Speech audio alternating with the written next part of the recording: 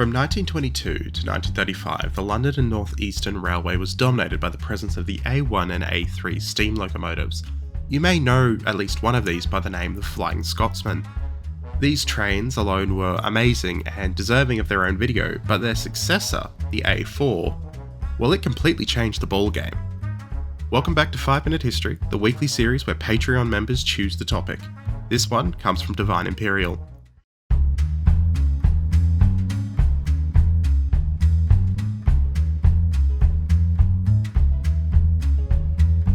In 1936, Nigel Gresley, the chief mechanical engineer of the London and North Eastern Railway, would order a new batch of 6 462 Pacific Class A4 locomotives to be built at the Doncaster Works. He had been inspired during a trip to Germany in 1933 by the streamlined Hamburger diesel train, which thanks to its aerodynamic design could travel easily at 160 km an hour. Gresley had the theory that steam trains could outdo the German diesels if they followed a similar principle, and towed a decently sized cargo. One of his earlier A3 designs, the locomotive 2750 Papyrus, would run a speed test in 35, reaching a blistering 173 km an hour. And this inspired the chief manager of the London and North Eastern Railway to authorise Gresley to produce a streamlined development of the A3. Gresley took the idea of streamlining to about 11 though, because the A4s became probably the most well-known trains in history for their distinctive streamlined and aerodynamic design, and of course, their extreme speed. These trains were created specifically for pulling long-distance express passenger trains at high speeds, and the first batch included 4 engines, all with silver in their name, as they were intended to haul the non-stop Silver Jubilee service between London King's Cross and Newcastle.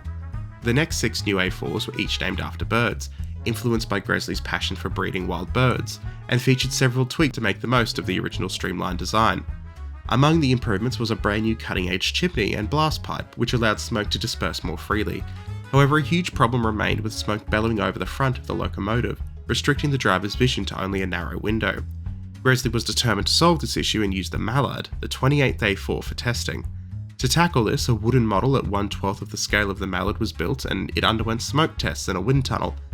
After some testing, a solution for deflecting the smoke was found, and the modification included the Mallard's final design. Mallard left Doncaster Works and entered service on the 3rd of March 1938, numbered 4468 throughout its career. It wore a number of different liveries: Garter Blue as 4468, Wartime Black from 13th of June 1942 onwards, and later Wartime Black with its tender marked NE from the 21st of October 1943, as number 22 with a small yellowed stenciled numbers. Post-war Garter Blue returned with white and red lining from the 5th of March 1948, and a stainless steel cabin side number 22 was added as well. British Railways Dark Blue as 60022 from the 16th of September 1949, Brunswick Green from the 4th of July 1952, and finally, she went back to her original blue for preservation in 63. She was a bit of a fashionista, it would seem. But the A4 class originally featured streamlined side skirting, but these were removed during the war to make maintenance a bit easier. Mallard lost its valences during a works visit on the 13th of June 1942 in her case, and she only got them back in preservation in 63. During the 25-year career, Mallard was fitted with 12 different boilers, and she had 7 different tenders over the entire working life. The special thing about the Mallard though is that on a boring old July day in 1938, she was going to make history, becoming the fastest steam train to ever exist, a record she still holds today.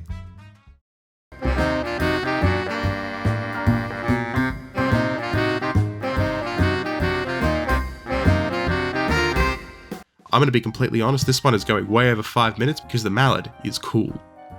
Back over in Germany, the 3 DRG 05 class locomotives were built with also the same idea as Gresley's A4 in mind, and they were just entering service on the Hamburg to Berlin line. On the 7th of June 1935, the German 05002 locomotive set the record for the fastest steam train in the world, reaching 177 km an hour. One of the British drivers though, a man called Joseph Duddington, and his fireman Thomas Bray, well, it appears they took this personally, because on the morning of the 3rd of July 1938, the sleek blue locomotive known as Mallard stood ready on the tracks. But this day wasn't just any other run, because Mallard was about to attempt to break the world speed record for the steam locomotives. The train wasn't empty, mind you. Behind the Mallard trailed 7 coaches, one of which was specially equipped with a dynamometer, packed with instruments to measure speed and performance. This wasn't just a publicity stunt though, it was also a technical trial for a new fast-acting brake system, the Westinghouse QSA. But everyone involved knew that this was going to be a golden opportunity to do something pretty extraordinary. The chosen stretch of track for this record attempt was Stoke Bank, a long gentle downhill grade just south of Grantham. But even before they reached it, the train faced obstacles. Just north of Grantham, there is a permanent 15 mile an hour or 24 km/h speed restriction, forcing them to crawl before building up speed again. Further ahead, junctions near Essendine meant that the train would need to slow down after the fastest part of the run. There was no real room for error here. They were either setting the record or they were going off the track. As Mallard crested Stoke Bank at 75 miles an hour or 121 km an hour, the descent began. Gravity and steam working together as the numbers in that special car climbed: 87.5, 96.5, 104, 107, 111.5, faster and faster, 116, 119. Then the instruments recorded a breathtaking 126 miles per hour, 203 kilometers an hour. But that peak only lasted for a second, with the special car rolling a strip of paper to record the data every half second, telling a more conservative story. After the run, the engineers calculated the speed of over 5-second intervals, determining a sustained stop speed of 201 kilometers an hour. Gresley, though, ever the perfectionist, insisted that only verified figures be made public.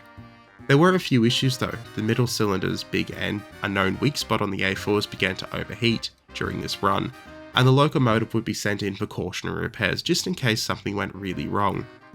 Fortunately, preparing for this, the publicity team had prepared for such a scenario.